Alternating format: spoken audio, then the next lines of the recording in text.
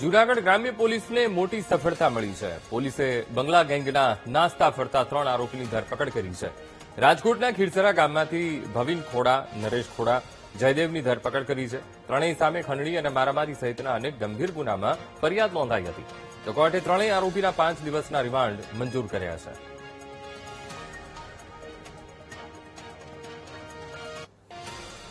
બંગલા ગેંગ વિરુદ્ધ જૂનાગઢ તાલુકા police station ખાતે ગુજસીટોકનો ગુનો દાખલ કરવામાં આવેલો હતો.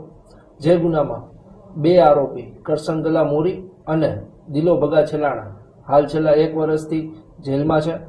આ અન્વયે જે 3 આરોપીઓ બાકી છે, ભાવિન ખોડા ભટ્ટ, નિલેશ ખોડા ભટ્ટ તથા જાદવ ઉર્ફે લાખો સાંગા હું, જે 3 આરોપીઓ છેલ્લા 9 મહિનાથી અલગ અલગ જગ્યાએ નાસ્તા ફરતા હોય, જે અન્વયે જૂનાગઢ ગ્રામ્ય ડિવિઝન ડીવાયએસપી દ્વારા તેઓનું ફરારી જાહેરનામું બહાર પાડવામાં આવેલ અને તેઓને મિલકત જપ્તીની પણ કાર્યવાહી હાથ ધરવામાં આવેલ હતી.